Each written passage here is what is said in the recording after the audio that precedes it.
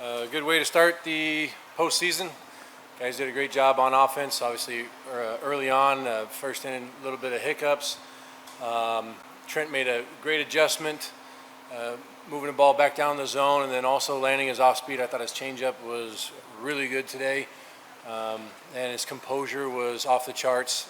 Watching him go that deep into a game, that's something that, excited to watch him go out and do in a big game like that, and sets us up in a good spot as far as our bullpen for the next couple days. And offensively, I know we ran into 4 outs on the bases, but honestly, thinking about it, I'd rather those guys be going hard and trying to create stuff as opposed to being passive, and that kind of just matched their mentality at the plate. So very happy with how everyone did, and also the the chatter in the dugout, the look in their eye, the demeanor in which they went about today was outstanding. So would love for that to continue.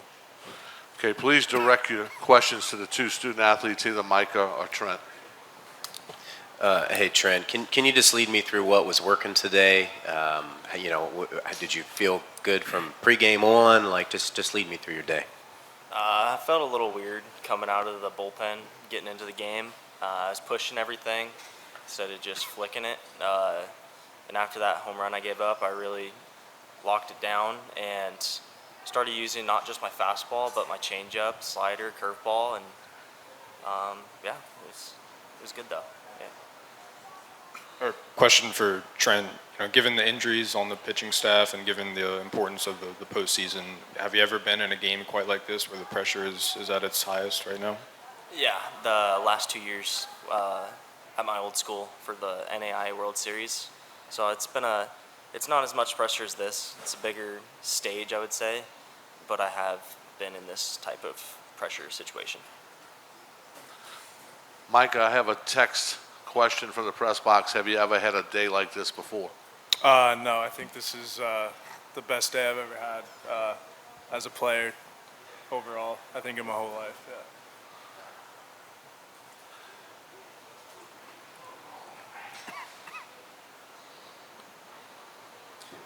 I guess the home run, obviously, in the first was the big hit of the game. It kind of flipped the momentum there. Could you lead us through that at bat? And then just could you speak to the offense overall? You guys set postseason records for the school in runs, total bases, and home runs.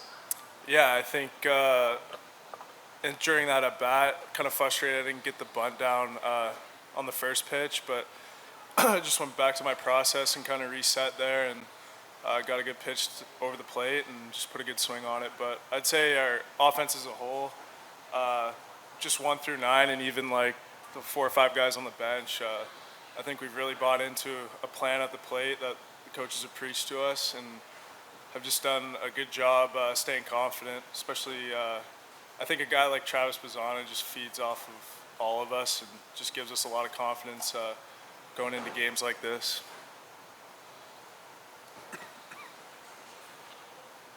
Micah, you get to play center field and kind of see everything develop. How does this part kind of play compared to your home one?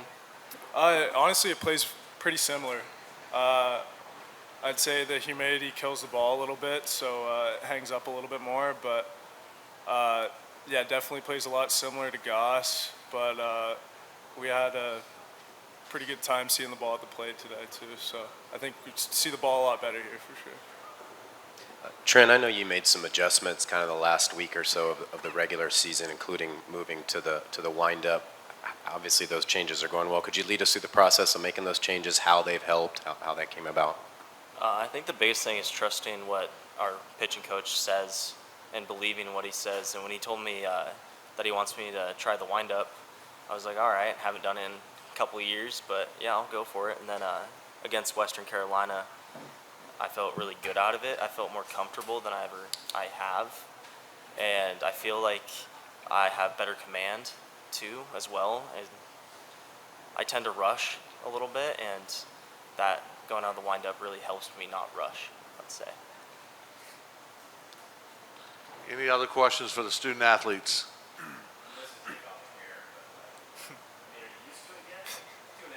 No, Kimya just said he just recognized me with my short hair, but it's a little different. feel a lot better, a lot cooler.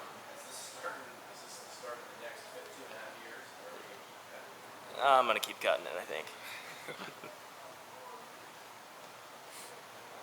You guys, Micah, and I think I know what you're going to say about this, but just in light of leaving 2 starters at home, does it put more on the offense to kind of produce? I mean, you guys have been swinging a hot bat lately anyway, but I feel like maybe you might feel like there's more on you. I wouldn't say there's too much pressure. I think our guys go out there and they compete every day, which is awesome. I mean, last weekend we played in Scottsdale, and it's definitely a hitter's ballpark for sure. So I think we just got unlucky on a few balls in play there. But no, we just know these guys are going to go out and compete and give their best. So I wouldn't say there's any press. It's just kind of let's get one every inning for these guys. Let's get one early for these guys early. Just for the coach. Okay, we'll go ahead and release the student athletes, and then we'll open the questions for coach. Thank you, guys. Appreciate it.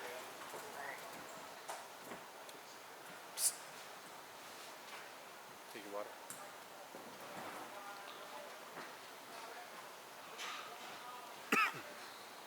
Go ahead. Coach, like we mentioned before, given the injuries on the pitching staff, how important was it for Trent to go 7 1/3 tonight and go deep into the game like he did? I think it definitely went out there and set a great example of how to compete, how to make adjustments, how to stay involved in the game. As Trent said, he tends to rush and go, and I think moving him into the windup, creating some rhythm, slowing it down a little bit, and how he's handling in between innings, he handled it like a pro today, and set a great example for a lot of the other guys. And sorry, obviously. Having a couple guys down right now, can put you in a tight spot, but it's also a great opportunity for other guys to step up and, dominate the 0-0s and 1-1s. If we can do that, like we've been preaching all year long, then guys can go deep into the game, they can get outs. Hits are going to happen, ball's going to bounce the wrong way from time to time, but for all those guys that are getting ready to throw, they all can go deep in the game. We've worked them up plenty. Whether it's Larson, Lattery, Ferrer, really any of those guys, Hemi, Hutch, I wouldn't be worried about any of those guys going deep into the game as long as they do what we've been preaching all year, 0-0s and 1-1s, get after it. Mitch, the records that I was referring to earlier, they're from 05 against St. John's. Does that sting a little bit, or you take more pride in this one? I did not know that. Thanks for pointing that out, Joe. I'm thrilled for what these guys are doing offensively. I know just how hard they work, and watching them in the cages, there comes a point where you don't got to sit there and breathe down their neck and be too demanding because they're holding each other accountable. The way they're putting in their work, they go through their routines each and every day. We talk a lot about the lonely work, as you and I have talked about before, but it's not those 3 hours they spend with us on the field. The coaches, they dominate those other 21 hours of a day, each and every day of the week. Part of it when we got back from the Pac-12 tournament, I was curious. Take a couple days off, and sometimes that can be scary because all you want to do is work. But it seemed like how the guys came back refreshed. Had paid some strong dividends today, and they didn't miss a beat. I mean, 5 walks, 6 strikeouts, driving the baseball. At one point in the game, Darwin leans over and said, we really haven't even chased that much. A ball over the head, 1 in the dirt, but the guys controlled the zone really well, and they just kept feeding off each other. They put in a lot of time on the scouting reports. The players themselves did as well. And so whenever somebody new came in, there was someone there sharing about what they knew and how we should attack him and how he's going to come at us. So guys took a big step together this week. Yep. Coach, you were really aggressive on the base pass. Do you think that'll continue tomorrow against LSU, or do you think that you'll kind of play more base to base? They better keep running. Like I said, I'm not a big fan of playing passive or doing anything passive in life. If Tanner Smith hits the ball down the right field line, he's not going to swipe 30 bags this year, but he worked to unhook the trailer and get there, and the guy made a great throw on it. Same with Casper, and they're pushing the envelope. I think we're going to learn a lot from those kinds of mistakes, but not everyone's going to play catch that perfect every time. I don't want them to lose that enthusiasm for running. They had a catcher who likes to backpick a lot to first base, so we're very well aware of that, but I don't want it to make us start to worry. I want us to be in a good position. I want us to put pressure on the defense, the pitcher, and allow our hitters to get fastballs down the middle or breaking balls that hang up in the zone. So we'll learn from some of those moments. There's a hard hit ball to left field. I think Mikey Kane hit it up against the wall, and Guerrero went back to second to tag. I love the idea of, hey, I'm going to go back and tag and get to third, but in that situation, if it bounces off the wall and he doesn't score, we got a problem. So mixing a lot of the video, we'll take that and send it out to the guys tonight or tomorrow morning and learn from those, as they've done a great job all year learning from one another and some of the mistakes and some of the successful moments. Couple LSU questions for you, Coach. One, just could you describe the challenge of facing them here in their park with their crowd? And two, were you surprised that they didn't save Skeens for you guys? No, I know they got good pitching, they got good hitting. So really, that game one, you got to go out and getting in the winners bracket is a big difference as far as what could happen. So, but that's out of our control. We weren't really thinking about that. All of our focus thus far has been on today's game.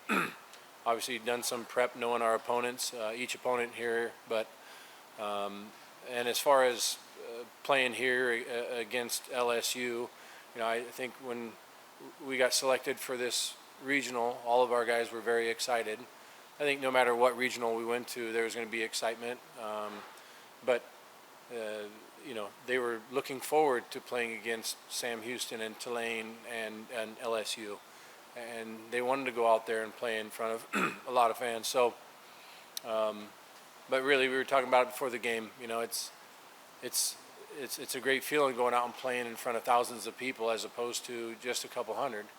You don't really notice them really because there's so many people out there. It just becomes a hum. But how these guys are acting with one another right now, I don't really think they notice much else what's going on around them other than play the baseball game and be there with one another. So we'll study, we'll put together a game plan and work our hardest to go out and execute tomorrow.